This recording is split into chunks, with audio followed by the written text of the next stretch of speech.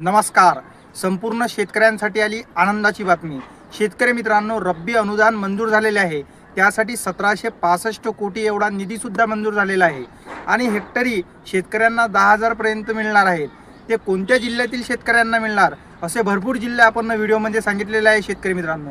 तर त्यामध्ये तुमचा जिल्हा आहे का आणि हे पूर परिस्थितीमुळे नुकसान झाले आहे त्याच शेतकऱ्यांना हे पैसे मिळणार. तर शेतकरी मित्रांनो, व्हिडिओ स्किप न करता संपूर्ण व्हिडिओ बघा. तर चला वळूया व्हिडिओकडे. राज्यातील अतिवृष्टी आणि पूर परिस्थितीमुळे बाधित झालेल्या शेतकऱ्यांसाठी राज्य सरकारने विशेष बाब म्हणून हेक्टरी 10,000 रुपयांच्या दराने अनुदान देण्यास मंजुरी दिलेली आहे. शेतकरी मित्रांनो, हे अनुदान जास्तीत जास्त 3 हेक्टर क्षेत्राच्या नुकसानीसाठी लागू आहे.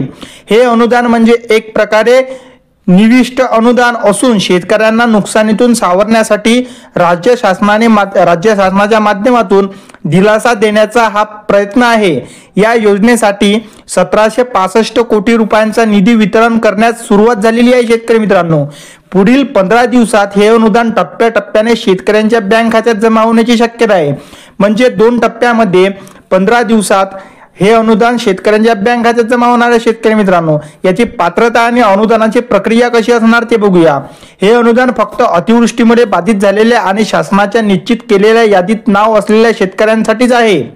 ज्या शेतकऱ्यांनी यापूर्वी अतिवृष्टी अनुदान मिळाले आहे त्यांनाच पुढे हे रब्बी अनुदान म्हणून वितरण केले जाईल. जर आपले नुकसान होऊनही आपले नाव यादीत नसेल तर संबंधित तलाठी कार्यालयाशी संपर्क साधून पंचनामा आणि कागदपत्रांच्या आधारे त्वरित पाठपुरावा करणे आवश्यक आहे. शेतकरी मित्रांनो, अनुदानाचे वितरण पहिल्या टप्प्यात फार्मर आयडी च्या नावाने विना KYC थेट आधार लिंक असलेल्या बँक खात्यात केले जाईल.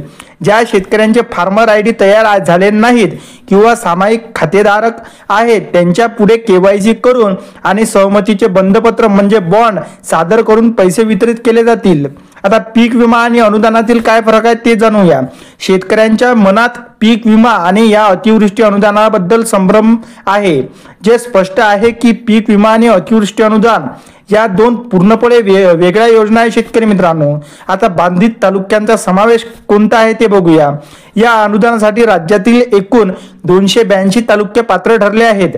त्यामध्ये 251 तालुके पूर्णतः बाधित आणि 31 तालुके अंशतः बाधित म्हणून समाविष्ट केले आहेत. शेतकरी मित्रांनो, अंशतः बाधित तालुक्यांमध्ये केवळ काही महसूल मंडळातील म्हणजेच रेव्हेन्यू सर्कल शेतकऱ्यांनाच नुकसान झालेले आहे, तर पूर्णतः बाधित तालुक्यामधील सर्व पात्र शेतकऱ्यांना याचा लाभ मिळणार आहे.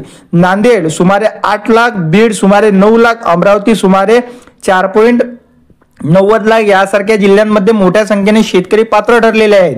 आता अंशतः बाधित तालुक्यांची उदाहरणे जर घेतली त्यामध्ये कोणते तालुके आहेत ते बघूया.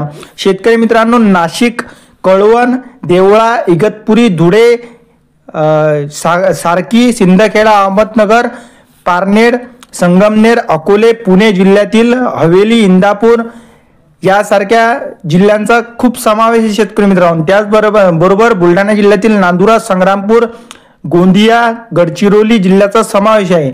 आता शेतकरी मित्रांनो, पूर्णतः बाधित झालेले तालुके कोणते आहेत ते बघूया. गडचिरोली, चंद्रपूर, गोंदिया, भंडारा, नागपूर, वर्धा, यवतमाळ, अकोला, वाशिम, अमरावती, बुलढाणा, हिंगोली, परभणी, नांदेड, धाराशिव, लातूर, बीड, जालना, छत्रपती संभाजीनगर, कोल्हापूर, सातारा, सांगली, सोलापूर, अहमदनगर, जळगाव, नाशिक आणि पालघर या जिल्ह्यातील बहुतांश तालुक्यांचा समावेश आहे. शेतकरी मित्रांनो, ज्या शेतकऱ्यांना अतिवृष्टी अनुदानासाठी पात्रता सिद्ध केली आहे त्यांनाच पुढे हेक्टरी 10,000 रुपयाचे अनुदान देखील वितरण होणार आहे. तर शेतकरी मित्रांनो, व्हिडिओ आवडला असेल तर चॅनलला सबस्क्राईब आणि व्हिडिओला एक लाईक नक्की करा. तर चला भेटू पुढच्या व्हिडिओमध्ये. तोपर्यंत नमस्कार. जय हिंद, जय महाराष्ट्र.